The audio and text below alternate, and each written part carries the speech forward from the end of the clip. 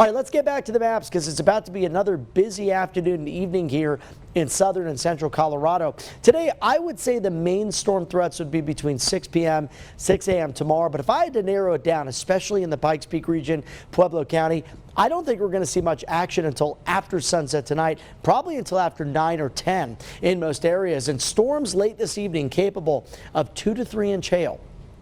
60 to 80 mile per hour wind gusts, and as we mentioned, even an isolated tornado or two.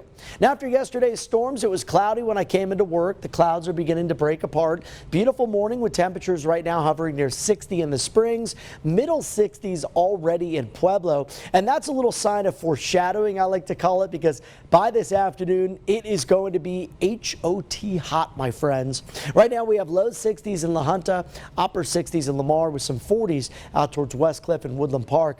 Take a look at the trends, jumping to the 70s by 9 a.m., peaking this afternoon around 90 in the Springs with middle to upper 90s for our friends in the Steel City. And again, not much of a threat of rain until later this evening. Here's a look at your highs region-wide.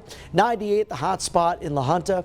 83 in Monument, 86 today in Denver. Now on the severe weather outlook page, this is up a notch from yesterday. We now have an enhanced risk from Cheyenne and Fort Collins to Denver into the southeast plains. And not to be outdone, the yellow shaded area over the Springs and Pueblo, that's a slight risk. That's what we saw yesterday, and we saw exactly what happened. So do not let your guard down.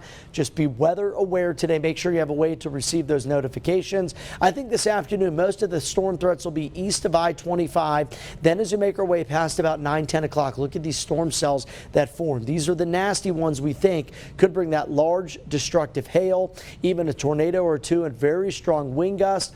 That first round will dissipate as it moves south of Highway 50, but some additional storms the model shows over the eastern counties could continue until sunrise tomorrow.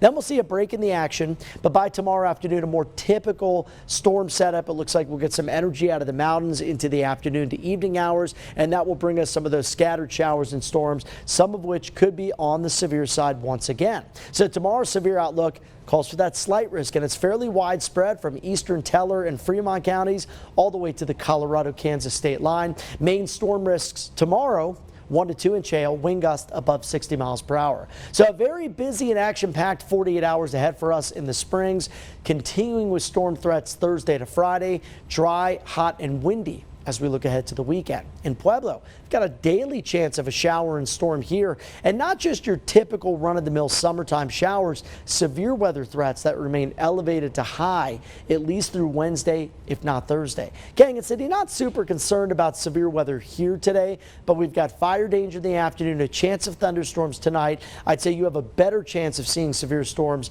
by Wednesday afternoon to evening in Woodland Park. Thunderstorms tonight, another round of storms Wednesday, Thursday into Friday, dry and windy as we look towards the weekend.